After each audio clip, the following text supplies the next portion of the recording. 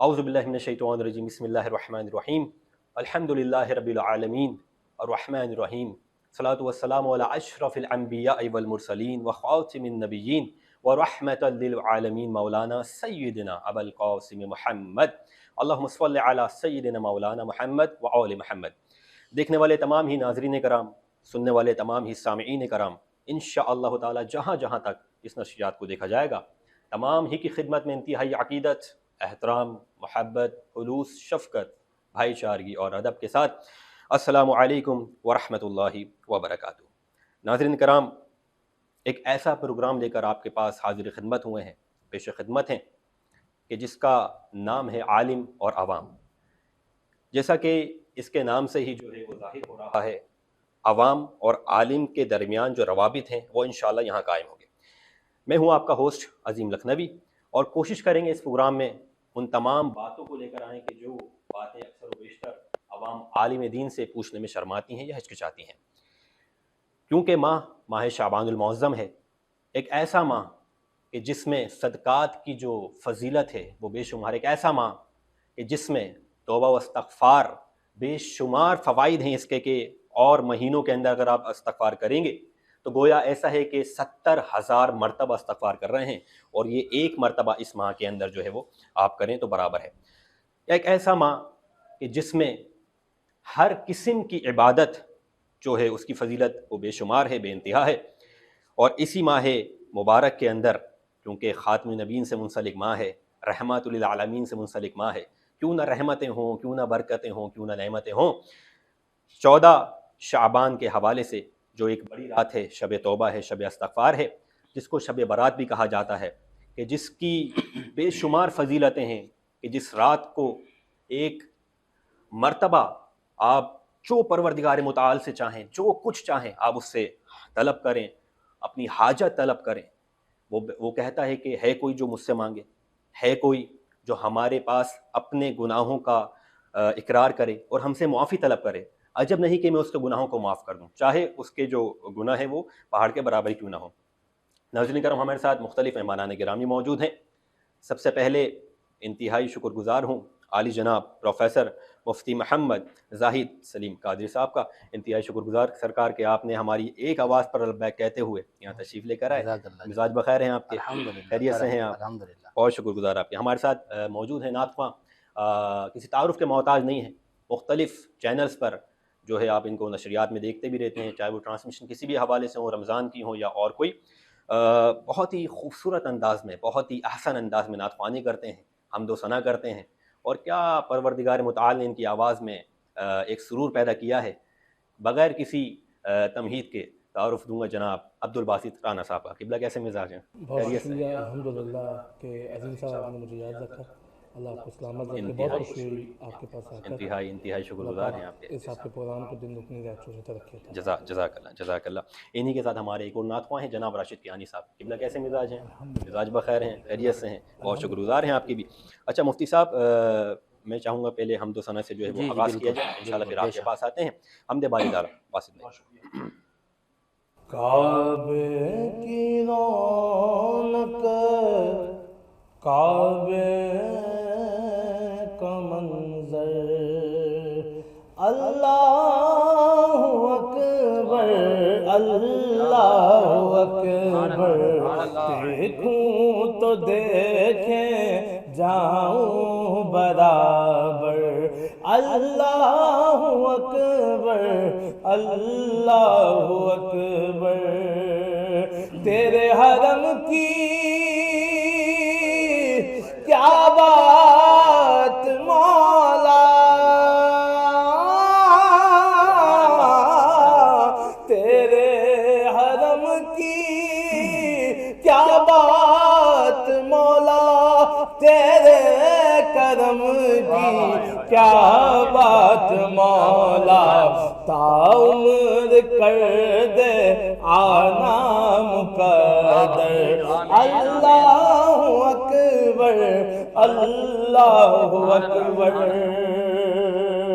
حیرت سے خود کو کبھی دیکھتا ہوں اور دیکھتا ہوں کبھی میں حرم کو کہ لایا کہاں مجھ کو میرا مقدر۔ اللہ اکبر اللہ اکبر۔ یاد آ گئی جب اپنی خطائیں،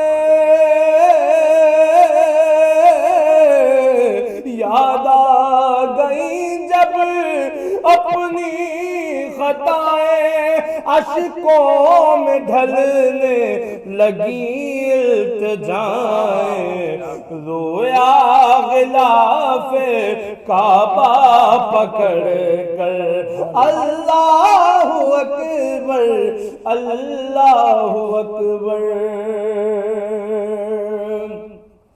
بھیجا ہے جنت سے تجھ کو خدا نے، چوما ہے تجھ کو میرے مصطفیٰ نے، اے سنگ اسود تیرا مقدر۔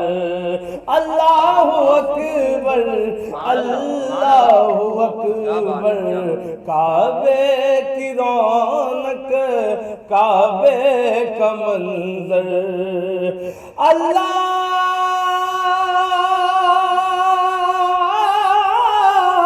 اکبر اللہ اکبر۔ سبحان اللہ، احسن، ماشاءاللہ، بہت خوبصورت رانا صاحب، حسب روایت بڑی ہی خوبصورت انداز میں آپ نے جو ہے وہ حمد باری تعالیٰ پیش کی ہے۔ پروردگار سے دعا ہوں مالک دو جہاں آپ کی عبارت کو قبول منظور فرمائے۔ بڑھیں گے، ظاہری بات ہے کہ مفتی صاحب کی جانب، کیونکہ ایک دفعہ پھر آپ کا شکر گزار ہوں سرکار کہ آپ نے قیمتی وقت میں سے جو ہے ہمارے لیے وقت نکالا۔ اچھا یہ بتائیے گا کہ سب سے پہلے تو یہ ڈیفائن کیجیے گا کہ ایک لفظ ہے شبرات اور ایک ہے شب برات، بالکل ٹھیک ہے جی؟ پہلے تو یہ واضح کیجیے گا کہ یہ لفظ جو ہے وہ اس کی جو پروناؤنسیشن ہے وہ کیا ہے۔ اچھا دوسرا یہ بتائیے کہ ماہ شعبان کی کیا فضیلت ہے اور پھر یہ شب برات کی کیا فضیلت آ جاتی ہے، کائنڈلی پلیز بتائیے گا۔ اعوذ باللہ من الشیطان الرجیم، بسم اللہ الرحمن الرحیم۔ انا انزلناہ فی لیلۃ مبارکۃ انا کنا منذرین، صدق اللہ العظیم۔ سب سے پہلے میں آپ کا شکر گزار ہوں جناب عظیم لکھنوی صاحب، جزاک اللہ، کہ آپ نے پروگرام میں مدعو کیا اور آپ کو ملانے میں جو واسطہ بنے ہیں وہ عبدالباسط رانا صاحب ہیں۔ شکر گزار، میں ان کے لیے بھی دعا کرتا ہوں کہ اللہ تبارک و تعالی ان کو اجر عظیم عطا فرمائے۔ آمین الہی آمین۔ یہ جو پورا مہینہ ہے بڑا ہی عظمتوں والا مہینہ ہے، بڑی رفتوں والا مہینہ ہے، اور اسلامی مہینوں میں یہ جو شعبان المعظم کا مہینہ ہے، اس مہینے کے اندر آپ کو اس قدر شخصیات کی ولادتیں، شہادتیں اور وصال کی تاریخیں ملتی ہیں جو کسی اور مہینوں میں نہیں ہیں۔ ماشاءاللہ ماشاءاللہ، یعنی اس کی یکم تاریخ سے لے کر آخری تاریخ تک آپ تاریخ اسلام اٹھا کر دیکھیں، آپ کو بڑے بڑے واقعات اور بڑی بڑی تاریخیں ملتی ہیں۔ بے شک۔ اور پہلے تو میں یہ تھوڑا سا فرق کر دوں کہ ایک ہوتا ہے شب رات، ایک ہے شب برات۔ تو یہ جو شب ہے یہ شب فارسی زبان کا لفظ ہے، اور شب کا مطلب ہوتا ہے رات، اور اسی رات کو جب ہم عربی میں لیں گے تو اس کو کہیں گے لیل، اور قرآن کا لیلتن، لیل بھی کہتے ہیں لیلتن بھی کہتے ہیں۔ تو فارسی میں رات کو کہتے ہیں شب، اور عربی میں کہتے ہیں لیل، اردو میں تو رات ہی کہتے ہیں۔ تو اس کے بعد جو ہمارے معاشرے میں مشہور ہے کہتے ہیں شب رات۔ تو یہ جو لفظ ہے، یہ جو جملہ ہے، یہ جو ادائیگی ہے، یہ غلط ہے۔ لفظ شب رات نہیں ہے، یہ شب الگ ہے، برات الگ ہے۔ یعنی شب الگ ہے، شب کا مطلب رات، اور پھر اگر ہم کہیں گے نا شب رات تو برات کا لفظ نکل جائے گا، تو پھر وہی ہوگی کہ رات۔ تو ہم کہتے ہیں شب برات۔ برات جو بنا ہے یہ نکلے چھٹکارے سے، یہ نکلے آزادی سے۔ یہ برات کا مطلب ہوتا ہے اپنے آپ کو آزاد کروانا، اور مفسرین اکرام نے فرمایا کہ آزاد کس سے کروانا ہے؟ فرماتے ہیں کہ یہی وہ رات ہے جس رات میں انسان اپنے نفس کو جہنم سے آزاد کروا کے جنت کے اندر مستحق کروا دیتا ہے۔ سبحان اللہ۔ اور شب برات کا مطلب یہ ہوتا ہے کہ انسان گناہوں کی دلدل سے نکل جاتا ہے، نفس امارہ سے دور ہو جاتا ہے، اور دنیا سے کنارہ کشی کر کے ترک تعلق کر کے خالق کی حقیقی کی طرف لوٹ جاتا ہے۔ اس کو کہتے ہیں شب برات۔ ماشاءاللہ۔ اور جب بندہ دنیا کو ساری چیزوں کو چھوڑ کے چلا جاتا ہے تو پھر اس کے لیے ایک ہی راستہ بچتا ہے، وہ ہے صراط مستقیم۔ اور صراط مستقیم وہی راستہ ہے کہ جس راستے پہ چلنے والا بندہ کبھی کوئی بھٹک نہیں سکتا، وہ سیدھا در مصطفیٰ پہ پہنچ جاتا ہے۔ واہ واہ واہ واہ واہ۔ اور یہ ماہ مبارک جو شعبان المعظم کا مہینہ ہے، اس کا ایک ایک لفظ اپنے اندر ہزارہا پیغامات لے کر آیا ہے، اور ان تمام پیغامات کو ہم جب نوٹ کرتے ہیں تو ایک ہی پیغام ہمیں نظر آتا ہے، وہ یہ پیغام ہوتا ہے کہ بندے تو اپنے خالق سے دور ہو گیا ہے، تیرے اور تیرے رب کے درمیان میں کوئی فاصلہ نہیں ہے، صرف اتنا فاصلہ ہے کہ تو اللہ اکبر کہہ کے سجدے میں چلا جائے۔ جب تو سجدے میں پہنچ جائے گا، رب فرمائے گا بندے تو زندگی کے کتنے سال کیوں نہ گزار کے آ گیا، جب تو میری بارگاہ میں آ گیا تو میں نے تیرا آنا قبول فرما لیا ہے۔ سبحان اللہ۔ اور بالخصوص یہ ماہ مبارک شعبان المعظم کا مہینہ ہے، ہمارے پیارے نبی امام الانبیاء نبی پاک علیہ الصلوۃ والسلام نے کس طرح گزارے اور کس طرح امت کو ترغیب دلائی، کس طرح اپنے اصحاب کو طریقہ کار بتایا۔ حضرت عائشہ رضی اللہ تعالیٰ عنہ حدیث کی راویہ ہیں، وعن عائشہ رضی اللہ تعالیٰ عنہ قالت لم یکن النبی صلی اللہ علیہ وسلم یصوم شہرا اکثر من شعبان۔ بحوالہ بخاری شریف، اس کی جلد نمبر 2 ہے، صفحہ نمبر 695، اور حدیث نمبر ہے 1869۔ اور یہ میں جتنے حوالے پیش کر رہا ہوں یہ انٹرنیشنل حوالے ہیں، بڑی آسانی کے ساتھ جائیں گوگل پہ جا کر کتاب کا نام لکھیں اور یہ جو میں نمبر بتا رہا ہوں وہ آپ لکھیں اور یہ حدیث پاک آپ کے سامنے آ جائے گی۔ انٹرنیشنل کا مطلب یہ ہوتا ہے۔ تو بخاری شریف جلد نمبر 2 صفحہ نمبر 695 حدیث نمبر ہے 1869، اور مسلم شریف جلد نمبر 2 صفحہ نمبر 811 حدیث نمبر ہے 1156، اور یہی حدیث پاک نسائی شریف جلد نمبر 4 صفحہ نمبر 101 حدیث نمبر ہے 2180، اور یہی حدیث پاک ابن ماجہ اس کی جلد نمبر 1 صفحہ نمبر 545 اور حدیث نمبر ہے 1710۔ آپ کے میرے پیارے نبی صلی اللہ علیہ وسلم کا انداز کیا تھا؟ حضرت عائشہ فرماتی ہیں کہ حضور اکرم صلی اللہ علیہ وسلم اس ماہ مبارک سے زیادہ کسی مہینے میں روزے نہیں رکھتے تھے، کیا کہنے، یعنی بڑی کثرت کے ساتھ آپ نے روزے رکھے، آپ پورے مہینے کے روزے رکھتے، حتیٰ کہ آپ ان روزوں کو رمضان کے روزوں سے ملا دیا کرتے تھے۔ آگے کیا ہے؟ فرماتی ہیں کہ کان النبی صلی اللہ علیہ وسلم یصوم شعبان کلہ، کہ امام الانبیاء نبی پاک علیہ الصلوۃ والسلام شعبان المعظم کے سارے روزے رکھا کرتے تھے۔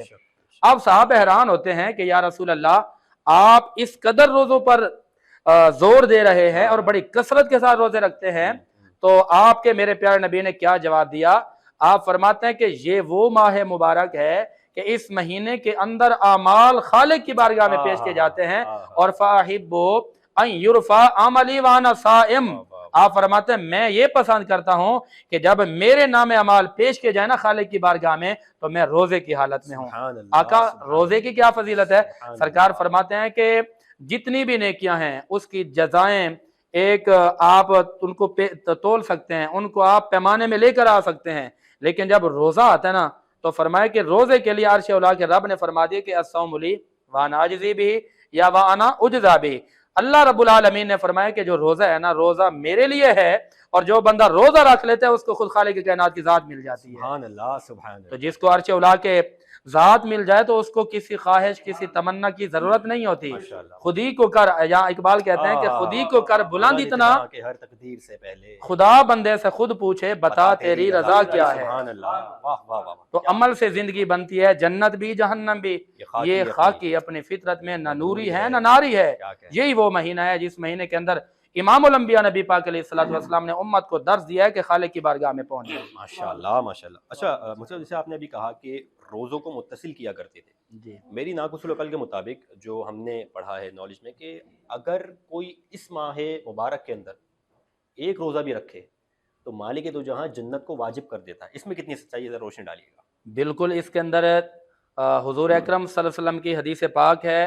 پہلی حدیث پاک تو یہ ہے کہ شعبان کا ایک روزہ سال کے روزوں کے برابر ہے۔ کیا کہنے، یعنی 365؟ جی 365 روزوں کے برابر ثواب ملتا ہے۔ اور دوسری بات یہ ہے کہ اس ماہ مبارک کے اندر جو بندہ ایمان کے ساتھ اخلاص کے ساتھ قیام کرتا ہے پھر روزہ رکھتا ہے، آپ کے میرے پیارے نبی نے فرما دیا کہ اللہ رب العالمین اس طرح کے لوگوں پر جنت کو واجب کر دیتا ہے۔ سبحان اللہ، سبحان اللہ۔ اور یہ بالکل برحق ہے، سچی حدیث پاک ہے اور صحیح حدیث پاک ہے کہ اس ماہ مبارک کے اندر عبادات کریں، روزے رکھیں تو جنت واجب ہو جاتی ہے۔ سبحان اللہ، سبحان۔ اچھا تھوڑا سا اس پہ روشنی ڈالیے گا، جیسے ابھی میں نے شروع میں ایک روایت پیش کی کہ گویا ایک مرتبہ استغفار کرنا اس ماہ میں جی اور ادر جو منتھس ہیں اس میں جو ہے 70,000 کے برابر ہے، اس پہ تھوڑا سا روشن ڈالیے کہ اس میں کتنی صداقت ہے۔ بالکل، دیکھیے کہ اللہ رب العالمین کی بارگاہ میں جب بھی بندہ جاتا ہے، جب بھی عبادت کرتا ہے، عبادت تو قبول ہوتی ہے، لیکن 12 مہینوں کے اندر کچھ دن، کچھ راتیں، کچھ مہینے ایسے خاص ہیں نا کہ ان میں ایکسٹرا ثواب دیا جاتا ہے۔ ماشاءاللہ۔ اور ان مہینوں میں دیکھا جائے تو سب سے سر فہرست جو مہینہ نظر آتے ہیں، شعبان کو دیکھ لیں، رمضان کو دیکھ لیں، پھر اس کے بعد محرم آ جاتا ہے، لیکن شعبان کے حوالے سے آپ کے میرے پیارے نبی علیہ الصلوۃ والسلام نے بڑا زور دیا۔ آپ فرماتے ہیں کہ عام دنوں میں تو لوگ استغفار کرتے ہی کرتے ہیں، اور یہ جو مہینہ ہے نا، یہ سلف صالحین کا مہینہ ہے، یہ قرآن والوں کا مہینہ ہے، اور یہ جو ہے اللہ والوں کا مہینہ ہے۔ کتاب کا نام ہے لطائف المعارف، اس کے صفحہ نمبر 59، اور علامہ ابن جوزی نے اپنی کتاب التبصرہ اس کی جلد 1 صفحہ نمبر 99 پہ لکھا کہ کیا فرماتے ہیں کہ اللہ والوں کا یہ مہینہ ہے، قرآن والوں کا یہ مہینہ ہے، اور جو اللہ کے پیارے سرسارین گزرے جب یہ مہینہ آتا تھا نا تو وہ اپنی دکانیں، کاروبار سب کچھ بند کر کے صرف اور صرف آ جاتے تھے اس ماہ مبارک میں، راتوں کو قرآن پڑھتے تھے، دن میں روزے رکھتے تھے۔ ان سے پوچھا گیا کہ آپ یہ کیوں کرتے ہیں؟ آپ نے فرمایا کہ ہم اس لیے کرتے ہیں کہ ہمارے پیارے نبی صلی اللہ علیہ وسلم سے یہ بات ثابت ہے کہ ایک روزہ رکھو تو 365 روزوں کا ثواب ہے، ایک مرتبہ استغفار توبہ کرو تو اللہ رب العالمین آپ کو 70,000 مرتبہ، ایک روایت ہے کہ 70 مرتبہ ہے کہ 70,000 رحمتوں کا نزول فرماتا ہے۔ تو یہی وہ ایکسٹرا عبادت کا مہینہ ہے کہ اس کے اندر ایمان، اخلاص بڑا ضروری ہے، اخلاص ضروری ہے، ایمان ضروری ہے۔ اور اخلاص اور ایمان کا مطلب یہ ہوتا ہے کہ بندہ اپنے آپ کو دنیا سے کنارہ کش کر کے آ جائے، اور پھر وہ منزل بن جاتی ہے توبہ کی، اور اس پر بھی ہم انشاءاللہ روشنی ڈالیں گے یہاں۔ ہمارے ساتھ ایک اور نعت خواہ موجود ہیں، کیونکہ ظاہری بات ہے کہ رانا صاحب کے شاگرد ہیں تو یقیناً انہی کے انداز میں خوبصورت احسن طریقے سے پڑھتے ہوں گے۔ راشد کیانی صاحب۔ مدینے سے بلاوا رہا ہے، واہ واہ، مدینے سے بلاوا رہا ہے، مدینے سے بلا رہا ہے میرا دل، مجھ سے پہلے جا۔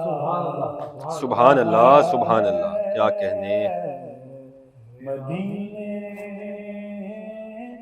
سے بلاوا آ رہا ہے، یہاں مرضی نہیں چلتی کسی کی، یہاں مرضی نہیں چلتی کسی کی، مدینے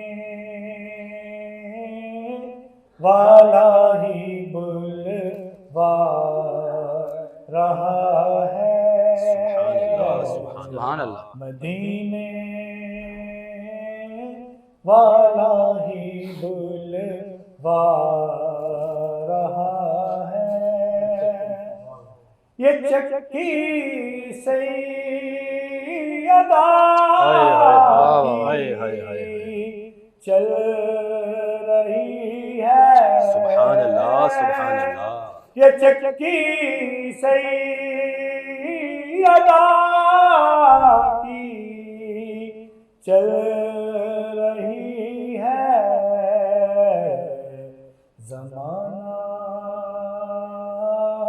جتنا لنگر کھا، بھائی سبحان اللہ، سبحان اللہ، ماشاءاللہ، ماشاءاللہ، کیا کہنے بھائی۔ جتنا لنگر کھا رہا ہے نواسوں کا وہ صدقہ بانٹتے ہیں نواسوں کا وہ صدقہ بانٹتے ہیں زمانہ ان کا صدقہ کھا رہا ہے بھائی. سبحان اللہ سبحان اللہ، کیا خوبصورت شاعری ہے بھائی. واہ واہ واہ. زمانہ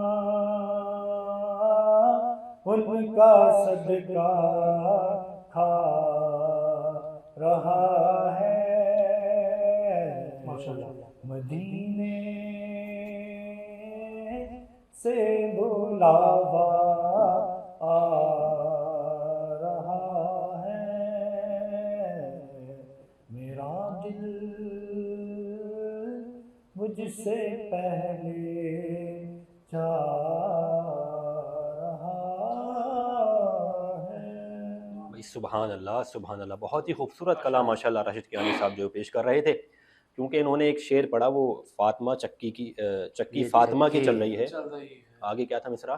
زمانہ جتنا لنگر کھا رہا ہے. لنگر جتنا کھا رہا ہے. کمال ہو گیا. اچھا ماہ شعبان المعظم ہے، کیونکہ ظاہری بات ہے ولادت سعادت جو ہے وہ آل محمد کے حوالے سے ہیں، تو اس پہ گفتگو کرنا چاہوں گا آپ سے. بسم اللہ الرحمن الرحیم. سلام علی الیاسین. بات چلی ہے تو مجھے یاد آ گیا، سلام ہمیں بھی کرنا چاہیے ماشاء اللہ، کیونکہ قرآن کریم میں اللہ رب العالمین نے فرمایا سلام علی الیاسین، یاسین. کہ سلام ہو الیاسین پر. اب یہ الیاسین کون ہیں؟ ماشاء اللہ. تفسیر روح المعانی، تفسیر روح البیان، تفسیر مظہری، تفسیر کشاف، تفسیر بغوی والوں نے لکھا کہ الیاسین اصل ہے آل یاسین، ماشاء اللہ. اور یاسین سے مراد رسول اکرم صلی اللہ علیہ وسلم کی اولاد اطہار ہے. یعنی کہ جن شخصیات کو عرش اولا کا رب سلام بھیج رہا ہے وہ حضور اکرم صلی اللہ علیہ وسلم کی اولاد ہے. ماشاء اللہ. تو اس لیے تمام امت مسلمہ کو بھی حضور اکرم صلی اللہ علیہ وسلم کی اولاد پر سلام بھیجنا چاہیے. سلام علی الیاسین. تو تاریخی حوالے اگر دیکھے جائیں تو 4 شعبان المعظم اور 5 شعبان المعظم. اگر میں آپ کو بہت پیچھے لے جاؤں جہاں سے یہ اہل بیت اطہار حضور اکرم صلی اللہ علیہ وسلم کی اولاد کا آغاز ہوتا ہے، یعنی کہ حضرت علی رضی اللہ تعالیٰ عنہ، پھر امام حسن علیہ السلام، امام حسین علیہ السلام. 3 شعبان المعظم کو دیکھیں تو امام حسن علیہ السلام کی ولادت ہے، اور 4 شعبان المعظم کو دیکھیں تو امام حسین علیہ السلام کی ولادت ہے. اور ان کی اولاد یعنی امام حسین علیہ السلام کے جو اولاد ہیں ان میں امام زین العابدین علیہ السلام کا جو یوم ولادت ہمیں ملتا ہے وہ بھی 4 شعبان المعظم ہے، اور تاریخ میں ہو سکتا ہے اختلاف. اور اس سے بڑی عظیم بات یہ ہے کہ یہی 4 شعبان المعظم حضرت عباس علمدار کا بھی یوم آتا ہے. تو میں پہلے تو امام زین العابدین کے حوالے سے بتا دوں کہ امام زین العابدین آپ کا اصل نام تو علی ہے، یعنی کہ اپنے دادا کے نام پر میرے آقا کی جتنی اولاد ہے نا ان کے ناموں میں آپ کو علی نام زیادہ نظر آئے گا، کیونکہ یہ محبت کرتے ہیں حضرت علی رضی اللہ تعالیٰ عنہ سے. پھر اس کے بعد آپ کو ان کے ناموں میں کہیں پر حارث نظر آئے گا، کہیں پر جعفر، تو یہ سارے شیروں کے نام ہیں، ٹھیک ہے. اور کہیں پر آپ کو عباس نظر آئے گا. تو عباس اس شیر کو کہتے ہیں کہ جو شیروں کا بھی شیر ہوتا ہے، یعنی جنہیں دیکھ کر شیر خوف کھائیں انہیں عباس کہتے ہیں. تو پہلے میں چند باتیں حضرت امام زین العابدین کے حوالے سے کہ آپ کو امام الساجدین بھی کہتے ہیں، آپ کو زین العابدین بھی کہتے ہیں، سید الساجدین بھی کہتے ہیں. جی بالکل سید الساجدین بھی کہتے ہیں. کتاب کا نام ہے عمدۃ الطالب، اس کے صفحہ 356 پر. اور تاریخ مدینہ دمشق اس کی جلد 44 صفحہ 348. اور اسی طرح تاریخ یعقوبی اس کی جلد نمبر 2 کے اندر، اور الکافی کی جلد 1 صفحہ نمبر 22، جلد 2 صفحہ نمبر 222 پر یہ بات لکھی گئی ہے کہ زین العابدین سید الساجدین کا مطلب کیا ہوتا ہے. آپ فرماتے ہیں کہ آپ جو کہ اس قدر عبادت کرتے تھے کہ پوری رات خالق کی بارگاہ میں سجدے میں گزار دیتے، جب قیام میں کھڑے ہوتے تو قیام لمبا فرما دیتے. تو اس لیے آپ کا یہ لقب پڑ گیا کہ یہ تو زین العابدین ہیں، عابدوں کی زینت. اور پھر جب آپ کے سجدوں کی بات آئی تو کتاب کا نام ہے حلیت الاولیاء اور طبقات الاصفیاء، جلد 3 صفحہ نمبر 56. اور یہی بات جو ہے ابو نعیم نے اور ابو الفرج نے اور ابو الحسن شیبانی نے اپنی کتاب کے اندر لکھی، اور علامہ ابن جوزی نے صفت الصفوت جلد 1 صفحہ نمبر 353 پہ لکھی کہتے ہیں کہ آپ کی عبادات اس قدر ہوتی، اس قدر خزانوں سے بھری ہوتی کہ لوگ دیکھتے کہتے کہ یہ کون ہیں جو عابد ہیں، تو جواب یہ دیا جاتا کہ یہ امام زین العابدین ہیں جن کی رگوں میں حیدر کرار کا بھی خون دوڑتا ہے، محمد مصطفیٰ کا بھی خون دوڑتا ہے۔ سبحان اللہ۔ تو یہ تو ہے امام زین العابدین کے حوالے سے۔ اور اس کے بعد اسی تاریخ کو حضرت عباس علمدار کے حوالے سے بھی یہ یوم منایا جاتا ہے۔ کون عباس؟ آپ کی وفا کے حوالے سے بڑا مشہور واقعہ ہے اور بڑی مشہور باتیں ہیں، اور اس کے حوالے سے بھی تاریخ مدینہ اور طبقات الاولیاء دیکھیں، اور طبقات کبریٰ کے جلد نمبر 3 اٹھائیں، اور صفت الصفوت دیکھیں، ابن جوزی کو دیکھیں، اور تذکرۃ المحدثین دیکھیں، اور تذکرۃ الحفاظ کتاب کا نام ہے وہ دیکھیں۔ ان کے اندر یہ لکھا گیا ہے کہ حالانکہ خود وہ ضرورت مند ہیں، قرآن نے اس کی وضاحت کی ہے، وَيُؤْثِرُونَ عَلَىٰ أَنفُسِهِمْ وَلَوْ كَانَ بِهِمْ خَصَاصَةٌ، کہ عباس اسے کہا جاتا ہے کہ خود ضرورت مند ہیں، اپنی ضرورت پر اوروں کی ضروریات کو ترجیح دینے والے کو کہتے ہیں عباس۔ اور انہوں نے میدان کربلا میں اس بات کو واضح کیا۔ آپ کی ڈیوٹی ہے کہ علم آپ کے ہاتھ میں، علم حسینی، علم مصطفی، علم مرتضی، آپ علم لے کے کھڑے ہوئے، جب آواز آتی ہے کہ اہل بیت اطہار کو پانی کی ضرورت ہے، تو پانی لینے کے لیے جب وہاں گئے تو آپ نہر فرات پر پہنچ گئے، 3 دن سے بھوکے بھی ہیں، پیاسے بھی ہیں۔ جب پانی لپکنے لگا، پانی یہ کہتا تھا کہ یہ میری معراج ہے، تیری معراج یہ کہ تو لوح قلم تک پہنچا، میری معراج کہ میں تیرے نقش قدم تک پہنچا۔ اب وہ نہر فرات کی معراج تھی۔ نہر فرات کوشش کر رہی تھی کہ میں اپنی نوکری پیش کروں، لیکن عباس علمدار کہ بیعت وفا نے جس پہ کی وہ ان کا ہاتھ ہے، یہ ہیں وفا کے ساتھ، وفا ان کے ساتھ ہے۔ یعنی آپ کو خیال آیا اور پانی لپکنے لگا کہ پئیں اور میرا نام بھی غلاموں میں آ جائے، آپ نے فرمایا نہیں، عباس کا مطلب یہ ہے کہ وَيُؤْثِرُونَ عَلَىٰ أَنفُسِهِمْ، پانی لیا، مشکیزہ اٹھایا ایک ہاتھ میں، یزیدیوں نے کہا کہ اگر یہ پانی اہل بیت اطہار کے 6 ماہ کے بچے علی اصغر تک پہنچ گیا نا، تو یزیدیوں کو تباہ و برباد کرنے کے لیے خالی علی اصغر کی آواز ہی کافی ہے۔ انہوں نے کہا یہ پانی نہیں پہنچنے دینا۔ اچھا، انہوں نے یہ کہا پانی نہیں پہنچنے دینا، تو حضرت عباس جن پہ وفا ناز کرتی ہے اور جن سے وفا کو یہ وجود ملا، اور جب وفا کی بات آتی ہے تو پھر ان کا نام آ جاتا ہے۔ آپ نے مشکیزہ ہاتھ میں پکڑا تو آپ کا ایک بازو کاٹ دیا گیا، آپ نے کہا فرمایا کوئی بات نہیں ہے، دوسرا بازو تو موجود ہے، دوسرا کاٹ دیا گیا۔ پھر آپ نے اپنے دانتوں کے اندر پکڑا مشکیزہ، اور آپ یہ چاہتے تھے کہ یہ پانی وہاں تک لازمی پہنچانا ہے۔ آپ مورخین کہتے ہیں کہ انہوں نے جو جام شہادت نوش فرمایا نا، فرماتے ہیں کہ اگر وہ پانی چھوڑ دیتے یا پانی نوش فرما لیتے تو وہ بچ سکتے تھے، لیکن آگے کیا فرماتے ہیں کہ انہوں نے اپنی یہ قربانی پیش کر کے اپنی جان، اپنا سب کچھ اہل بیت اطہار پہ قربان کر کے یہ سبق دے دیا کہ ہمارا گھرانہ، ہمارے ننیال والے، میری والدہ محترمہ تو اس خاندان میں آئی ہی اس لیے ہیں کہ غلامی رسول کی جائے اور غلامی اہل بیت اطہار میں زندگی گزاری جائے۔ آپ کی والدہ کو آپ کی والدہ کی جب بات ہونے لگی نا رشتے کی، حضرت علی رضی اللہ تعالیٰ عنہ نے حضرت عقیل کو فرمایا کہ میرے لیے کوئی ایسا خاندان دیکھا جائے کہ بڑے بہادر ہوں، وفادار ہوں، تو پھر وہ وہاں پر گئے حضرت فاطمہ کے پاس، ان سے جب نکاح کی بات کی، گھر والوں سے رشتے کی بات کی، تو گھر والوں نے ان سے پوچھا کہ آپ یہ بتائیں کہ آپ کیا کہیں گے اس بارے میں۔ آپ جواب دیتی ہے کہ میں نے خواب دیکھا ہے کہ میرے گھر میں چاند اترا ہے، اور بڑی علم والی تھی خاتون، فرماتی ہیں کہ میرا یہ عشق اور میرا یہ واجد کہتا ہے کہ وہ چاند جو اترا ہے وہ مولا علی کی شکل میں اترا ہے۔ تو پھر نکاح ہو گیا، گھر میں آئیں، گھر دار داخلہ ہونے سے پہلے حضرت زینب سلام اللہ علیہ رضی اللہ تعالیٰ عنہ سے اجازت لیتی ہیں۔ آپ فرماتے ہیں مجھے اجازت ہے، تو علماء کرام فرماتے ہیں کہ اجازت لینے کی کیا ضرورت تھی، نکاح ہو گیا تو گھر کی مالک تھی، آ جاتی۔ آپ نے اجازت لے کر اس بات کو ثابت کر دیا کہ میں اس گھر کی خادمہ بن کر آئی ہوں۔ اور پھر اگلی بڑی عشق کی بات ہے، محبت کی بات ہے، آپ نے چھیڑ دیا تو میں کر دیتا ہوں۔ ان دنوں میں حضرت حسنین کریمین بیمار تھے، آپ نے آ کر ان دونوں کی نوکری کی۔ اب یہاں پر علماء کرام لکھتے ہیں کہ نوکری کر کے بھی انہوں نے ایک پیغام دیا، فرمایا کہ میں اس گھر میں آئی ہی اس لیے ہوں کہ اہل بیت اطہار حسنین کریمین کی خادمہ بن کر آئی ہوں۔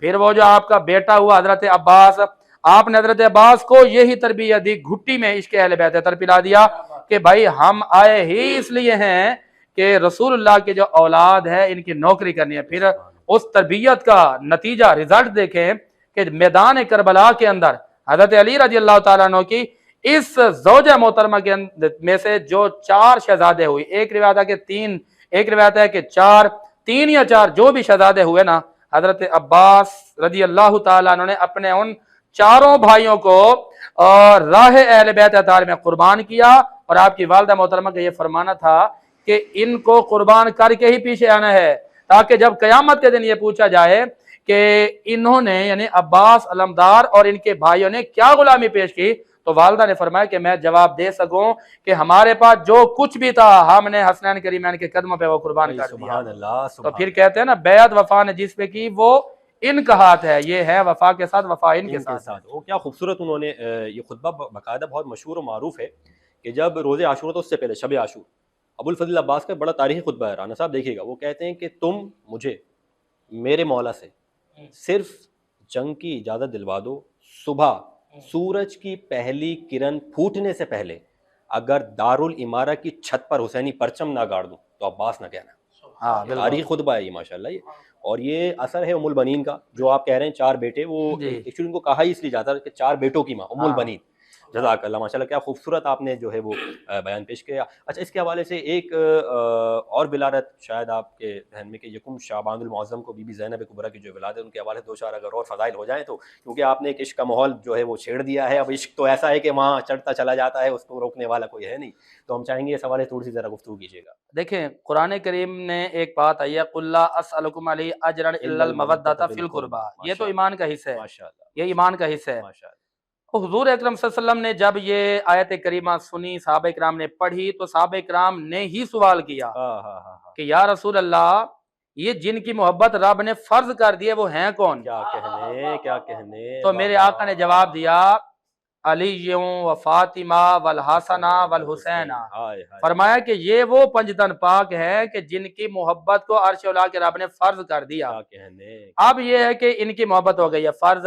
قرآن پھر دوسرے مقام پر یہ بھی فرما رہا ہے کہ وَقِفُوهُمْ إِنَّهُمْ مَسْئُولُونَ، کہ قیامت کے دن جب حساب ہو چکا ہوگا، جنتی جنت کی طرف، جہنمی جہنم کی طرف جا رہے ہوں گے نا، قرآن کہتے ہیں وقفہم، انہیں روکا جائے، انہیں کچھ اور پوچھا جانا باقی ہے۔ اب سوال یہ پیدا ہوتا ہے کہ اور کیا پوچھا جانا باقی ہے؟ اب مفسرین کرام نے قلم اٹھائے فرماتے ہیں کہ اور یہ پوچھا جائے گا کہ یہ بتاؤ کہ تم اہل بیت اطہار کے بارے میں، حضور کی اولاد کے بارے میں کیا کہتے تھے؟ تو وہ جواب دیں گے کہ ہم تو محمد عربی سے بھی پیار فرماتے تھے اور ان کی اولاد سے بھی پیار فرماتے تھے۔ اب اعلان کیا جائے گا کہ انہیں جانے دو، یہ تو اپنے ہی ہیں۔ کیا کہنے بھائی، واہ واہ واہ واہ۔ تو سیدہ زینب سلام اللہ علیہ رضی اللہ عنہ دونوں کہہ سکتے ہیں، سلام اللہ علیہ کا مطلب یہ تھا کہ ان پر سلامتی ہو، رضی اللہ عنہ کا مطلب یہ تھا کہ اللہ ان سے راضی ہو، تو اللہ بھی راضی ہے، اللہ کی سلامتی بھی ان پر ہے، تو اس لیے ختم ہی نہیں پر ہے، بالکل سلام اللہ علیہ تو رضی اللہ عنہ کہیں یا سلام اللہ علیہ کہیں۔ تو یہ حضور اکرم صلی اللہ علیہ وسلم کی شہزادیاں، حضور کی جو بیٹیاں ہیں، یہ بھی بڑی باکمال، بڑی شان و رفعت والی ہیں، اور ان کی تربیت کے پیچھے ہاتھ ہے جناب سیدہ فاطمہ الزہرا رضی اللہ تعالیٰ عنہ کا۔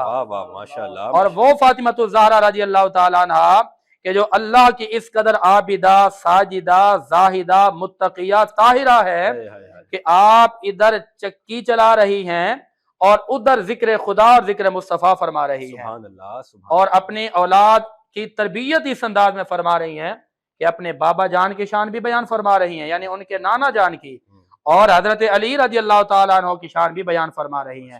پھر ان کی تربیت کا یہ نتیجہ ہے کہ آج کی امت مسلمہ کے خواتین اگر کسی کو اپنا آئیڈیل بنائیں تو صرف اور صرف جناب سیدہ فاطمہ الزہرا رضی اللہ تعالیٰ عنہ کو بنائیں، اور پھر ان کی تربیت کے نتیجے میں جو ہماری جتنی بیبیاں اور جتنی پاک دامنہ خواتین اسلام ہیں ان کو اپنی آئیڈیل بنائیں، ان کے مطابق زندگی گزاریں، تو دنیا میں بھی کامیابی ہے اور آخرت میں بھی کامیابی۔ بے شک بے شک، بہت خوبصورت انداز میں ماشاءاللہ بیان کیا آپ نے قبلہ، انتہائی شکر گزار، ایک دفعہ پھر کمال کی گفتگو کرتے ہیں اور مزہ آتا ہے، اور جہاں عشق کا سلسلہ چھڑ جائے تو وہاں پہ رانا صاحب کو یاد کرنا بہت ضروری ہے۔ سرکار اہل بیت اطہار کے حوالے سے کوئی ایک آدھ منقبت جو آپ کو پسند ہو، بلکہ ہمارے کہنے ایک دفعہ جو ہے وہ مولا علی کی 2 4 فکریں، اس کے بعد جو ہے منقبت کر دیجیے۔ منظر فضائے دہر میں سارا علی کا ہے،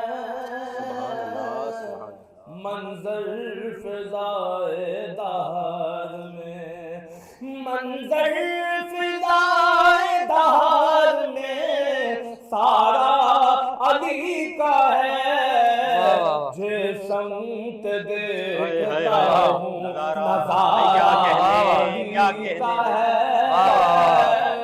جس سمت دیکھتا ہوں نظارہ علی کا ہے کل کا جمال جزو کے چہرے سے ہے آیا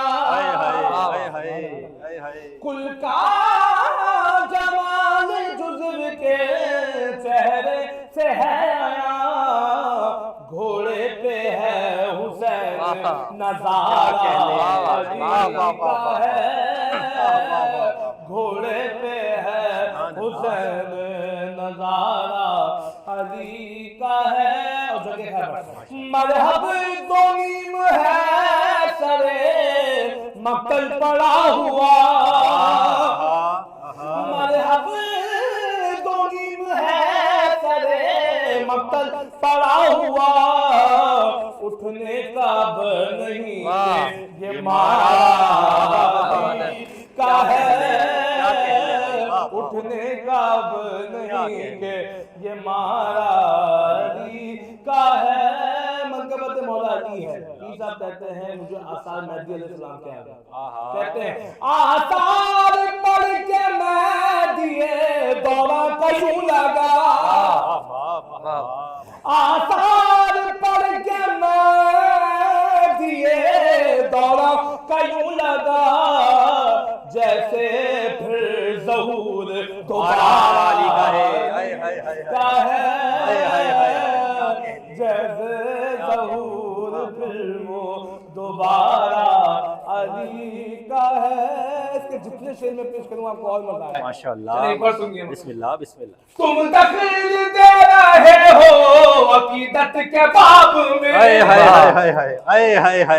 تم دخیل دے رہے ہو عقیدت کے باب میں دیکھو معاملہ یہ ہمارا بھائی کیا کہنے واہ واہ واہ واہ واہ واہ بھائی کیا کہنے واہ واہ دیکھو معاملہ یہ ہمارا علی کا ہے علی کا ہے میں تو سبحان اللہ سبحان اللہ واہ واہ ہوں میں تو پنجے تن کا غلام کیا بات لگا اس چمنستان کرم کی زہرا ہے کلی جس میں حسین اور حسن واہ واہ واہ میں تو واہ پنجے تن کا واہ واہ مجھے عشق ہے تو خدا سے ہے مجھے عشق ہے تو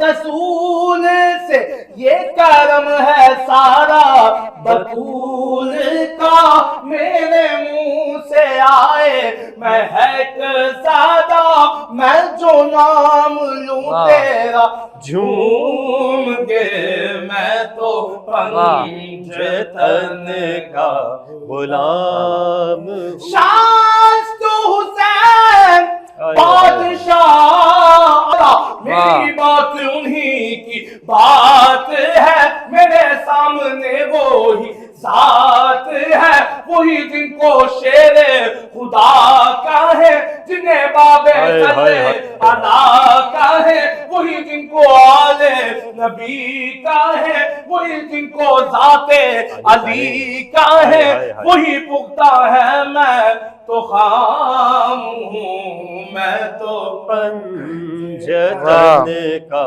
غلام جو یہاں بیٹھے ہیں کیوں بیٹھے ہیں سماعت فرمائیں مجھ پہ کتنا نیازی کرم ہو گیا کہ دنیا کہنے لگی پنجتن کا گدا اس گھرانے کا جب سے میں نوکر ہوا تو سب سے اچھی میری نوکری ہو گئی میں تو پنجے تن کا غلام میں کمر ہوں شاعر بے نوا میری حیثیت ہی بھلا ہے کیا وہ ہے بادشاہوں کے بادشاہ وہ ہے بادشاہوں کے بادشاہ میں ہوں ان کے دل کا بس ایک گادا میرا پنج تن سے ہے واسطہ میرا نسبتوں کا ہے سلسلہ میں فقیر غیر الانام ہوں میں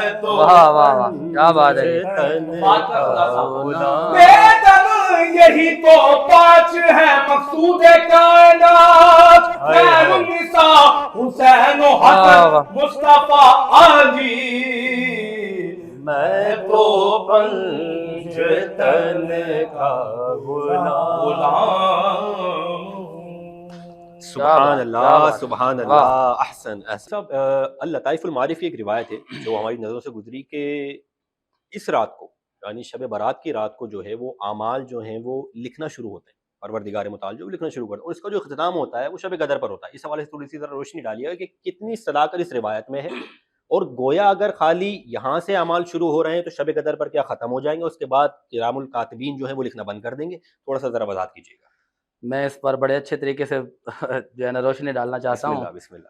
دیکھیے رسول اکرم صلی اللہ تعالیٰ علیہ وسلم کی ایک حدیث پاک ہے، پہلے تو اس رات کے حوالے سے سنیں کہ شب برات جو آنے والی ہے نا، ماشاءاللہ یہی وہ رات ہے۔ کتاب کا نام ہے ابن ماجہ جلد 1 صفحہ نمبر 99، ترمذی شریف جلد 1 صفحہ نمبر 154، اور ایک دوسری روایت ابن ماجہ جلد 1 صفحہ نمبر 99، ترمذی جلد 1 صفحہ نمبر 154۔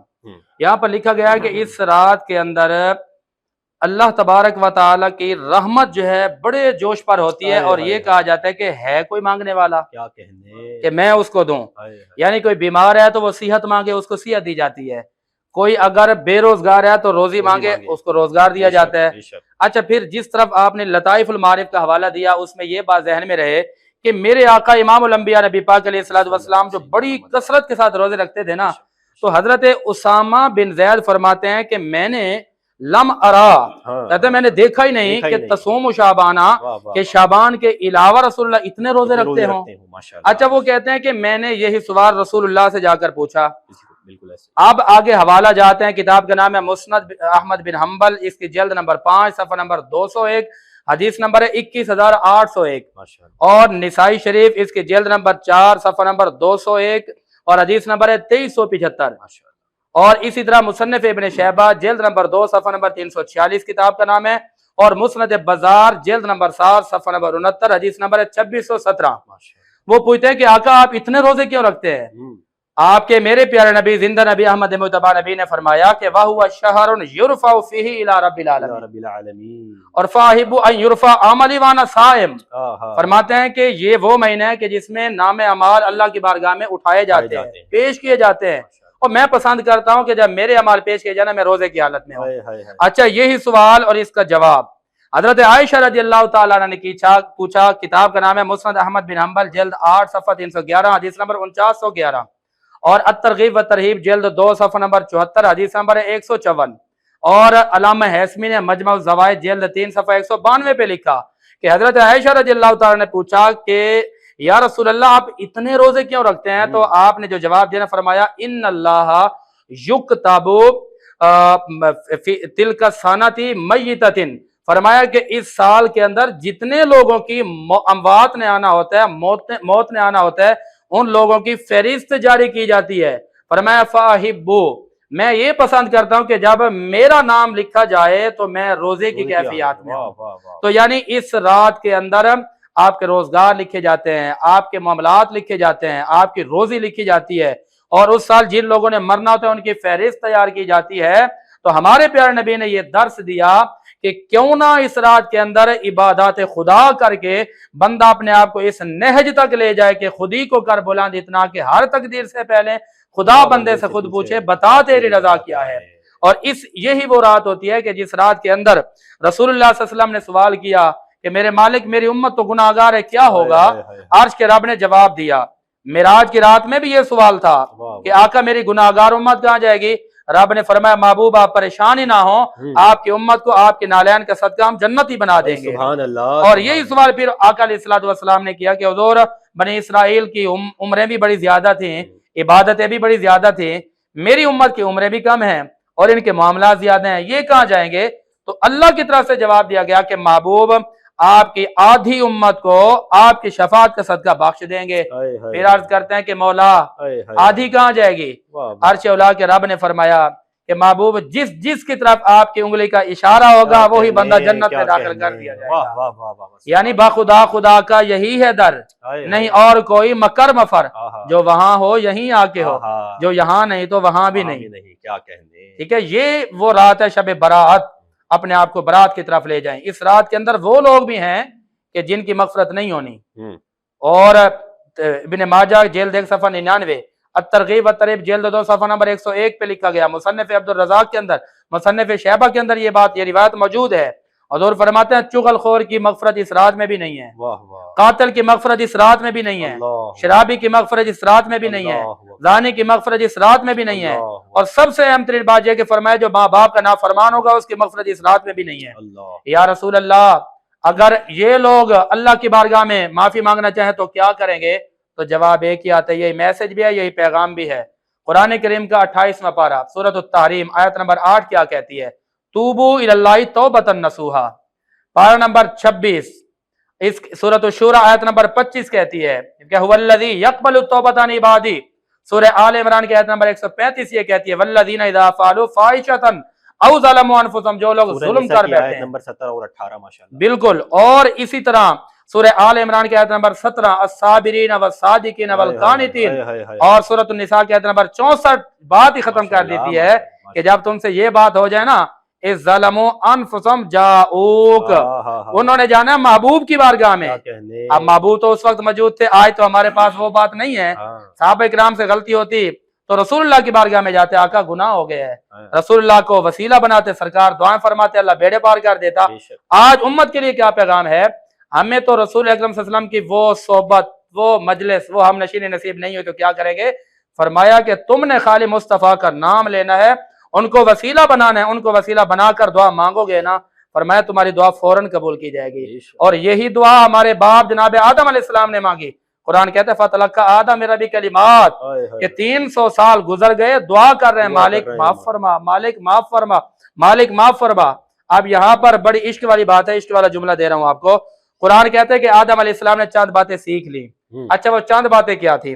حضرت عبداللہ ابن عباس، تفسیر ابن عباس ہے، اچھا انہوں نے عشق کی بات ہی ختم کر دی۔ فرماتے ہیں کہ جناب آدم علیہ السلام نے جو پہلی دعا مانگی تھی نا، وہ یوں کہا تھا کہ اللہم اغفر لی بحق محمد، اے اللہ صدقہ محمد عربی کا مجھے معاف فرما۔ اور رب نے فرمایا اے آدم یہ تو بتا کہ کیف عرفت محمد، میں نے تو محمد کو بھیجا نہیں ہے، تو نے کیسے پہچان لیا؟ کہتے ہیں رفعت راسی فرأیت علی قوائم العرش مکتوبا لا الہ الا اللہ محمد رسول اللہ۔ کہتے ہیں میں نے جب سر کو اٹھایا عرش کے پایوں پر دیکھا کہ ایک طرف لکھے لا الہ الا اللہ، دوسری طرف لکھے محمد رسول اللہ۔ مولا میں پہچان گیا کہ جس شخصیت کا نام تیرے پاک نام کے ساتھ ہے وہ کوئی عام تو نہیں نہ ہو سکتی۔ عرش اولا کے رب نے فرمایا کہ آدم اگر یہی بات تو 300 سال پہلے کہہ دیتا نا تو میں 300 سال پہلے تیری دعا قبول فرما دیتا۔ اچھا تفسیر ابن عباس کے اندر کیا ہے؟ کہتے ہیں کہ حضور نے حضرت آدم علیہ السلام نے جو جملے فرمائے تھے نا وہ یہ تھے اللہم اغفر لی بحق محمد و آل محمد، کہ اے اللہ محمد عربی کا صدقہ اور اہل بیت اطہر آل محمد کا صدقہ مجھے معاف فرما۔ تو عرش اولا کے رب نے فرمایا کہ ہم نے آدم تمہاری دعا کو قبول فرما لیا۔ تو اپنی دعاؤں میں عاجزی لائیں، انکساری لائیں، اور اپنی دعاؤں کو اس انداز میں لائیں۔ یہ انداز اپنا ہے کہ مالک اگر تو نہیں سنے گا تو کون سنے گا؟ تیری بارگاہ میں نہیں آئیں گے تو کس کی بارگاہ میں جائیں گے؟ یا اللہ ہمارا تیرے سوا ہے کون؟ جب عقیدہ یہ ہوگا تو رب العالمین پھر محبت فرماتا ہے اجیب دعوت الداعی اذا دعان۔ بندہ جب جا کر کہتا ہے یا اللہ میں کہاں جاؤں، کس کے در پہ جاؤں، رب کی طرف سے جواب آتا ہے کہ بندے جس کا کوئی نہیں ہوتا اس کا میں خدا ہوں۔ اور یہی اعلان میرے نبی نے کیا کہ یا اللہ جو نیکوکار ہیں نا وہ تو ہیں تیرے حوالے، جو گناہگار ہیں وہ میرے حوالے ہیں۔ نیکوکار نیکیاں کر کے جنتی بن جائیں گے، گناہگار کہاں جائیں گے؟ رب العالمین نے فرمایا وَلَسَوْفَ يُعْطِيكَ رَبُّكَ فَتَرْضَىٰ، محبوب ہم نے تو آپ کو راضی کرنا ہے۔ اب حضور فرماتے ہیں کہ صحابہ نے پوچھا حضور آپ کب راضی ہوں گے؟ فرمایا جب تک میری ساری امت جنت میں داخل نہیں ہوگی میں راضی نہیں ہوں گا۔ اور دلیل ہے لولاک لما خلقت الافلاک، دلیل اس کی یہی ہے۔ پھر ایک اور حدیث پاک یاد آ گئی ہے، بات آپ نے یہ ٹرانسمیشن کو ایسی لگائی ہے اس کے اندر روحانیت آ گئی ہے۔ جزاک اللہ۔ اور مجھے ایک حدیث یاد آ رہی ہے، حدیث کا نام ہے حدیث سلسلۃ الذہب۔ حدثني ابو الموسى الكاظم عن ابي جعفر الصادق عن ابي محمد باقر عن ابي زين العابدين عن ابي الحسين عن ابي علي بن ابي طالب عن حبيبي وقرة عيني عن جبريل قال رسول سمعت جبريل قال جبريل سمعت الله يقول لا اله الا الله دخل الجنہ واصمني وقد امن من عذابي. یہ سلسلۃ الزابدی سے پاک ہے. ابو موسیٰ کاظم کہتے ہیں میں نے اپنے والد گرامی سے سنا, وہ کہتے ہیں میں نے اپنے والد گرامی سے, وہ فرماتے ہیں میں نے حضرت امام زین العابدین سے سنا. امام حسین فرماتے ہیں کہ میں نے اپنے بابا حیدر کرار سے سنا.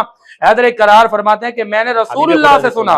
اور حبیب خدا کیا فرماتے ہیں میں نے جبریل سے سنا. اور جبریل نے کیا جواب دیا, وہ کہتے ہیں کہ سمعت اللہ, میں نے یہ بات رب سے سنی ہے. رب نے فرما دیا لا الہ الا اللہ, جس نے لا الہ الا اللہ کہہ دیا وہ جنت میں داخل ہو گیا.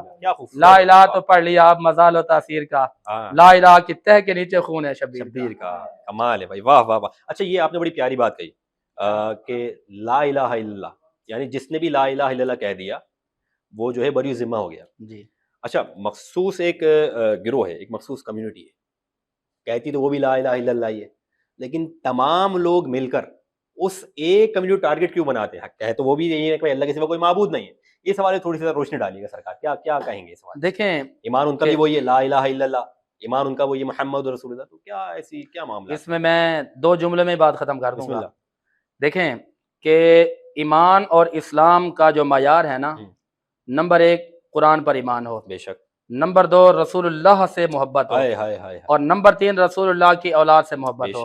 اور یہاں پر ایک جملہ ہے, وہ جملہ یہ ہے کہ ہم تو قرآن کو بھی مانتے ہیں, حدیث کو بھی مانتے ہیں, ہم تو گھر والوں کے بھی غلام ہیں اور در والوں کے بھی غلام ہیں. کیا کہنے, خالی لا الہ الا اللہ سے کوئی کہے نا میں لا الہ پڑھتا ہوں اور میں اہل بیت کو نہیں مانتا, یا وہ کہے کہ میں ان کو مانتا ہوں تو حضور کے یاروں کو نہیں مانتا, کامیاب نہیں ہے. کامیابی اسی میں ہے کہ اب کامیابی اسی میں ہے کہ قرآن پر بھی ایمان ہو, عشق رسول بھی ہو, عشق اہل بیت بھی ہو, عشق غلامان صحابہ بھی ہو, تو بندے کا بیڑا پار ہے.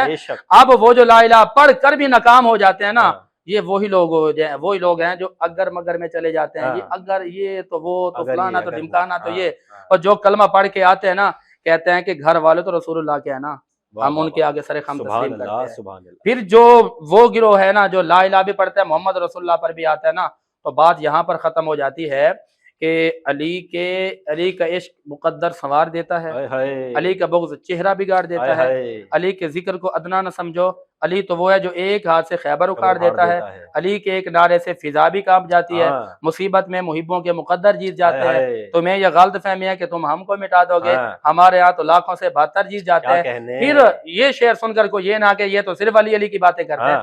ہم بات کرتے ہیں قرآن کی بھی, ہم عشق رسول کی بھی بات کرتے ہیں. ہم نے تو بات ہی ختم کر دی, ہم تو گھر والوں کے بھی غلام ہیں اور در والوں کے بھی غلام ہیں. کیا کہنے بھائی, سبحان اللہ سبحان اللہ, کیا خوبصورت انداز میں جو ہے وہ مفتی صاحب بیان کرتے ہیں. اور کمال فن ہے, کمال خطاب ہے, کیونکہ خطاب کرنا اول ہے اور اس کو محسوس کروانا اور ہے. کیا خوبصورت انداز میں ماشاءاللہ, حوالہ جات کے ساتھ, دلائل کے ساتھ, بڑی ہی پختہ گفتگو کی. انتہائی شکر گزار سرکار آپ کے. اور جانے سے پہلے ایک دفعہ پھر میں چاہوں گا کہ رانا صاحب ایک ماحول بنا دیجیے ایک نعت رسول مقبول صلی اللہ علیہ وسلم. کیونکہ شب برات کا سلسلہ ہے اور اس وقت سب کی جو روانگی ہوگی, ظاہر سی بات ہے اپنے جو مرحومین ہیں ان کی قبروں پہ جا کر ان کے حوالے سے چند اشعار. اے سبز گنبد والے منظور دعا کرنا, جب وقت نظر آئے دیدار عطا کرنا, جب وقت نظر آئے دیدار عطا کرنا. مجرم ہوں جہاں بھر کا محشر میں بھرم رکھنا, رسوائے زمانہ ہوں کملی میں چھپا لینا, رسوائے زمانہ ہوں دوزخ سے بچا لینا. مقبول دعا میری اے نور خدا کرنا جب وقت نظر آئے دیدار عطا کرنا میں قبر اندھیری گھبراؤں گا جب تنہا میں قبر اندھیری میں گھبراؤں گا جب تنہا امداد میری کرنے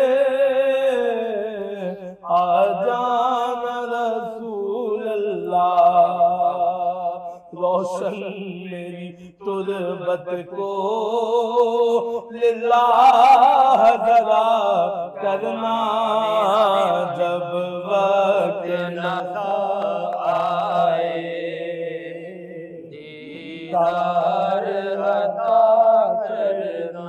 اور یہ کس کی بات ہے؟ جب وقت نظر آئے دیدار عطا کرنا۔ دیدار کیسے عطا ہوگا؟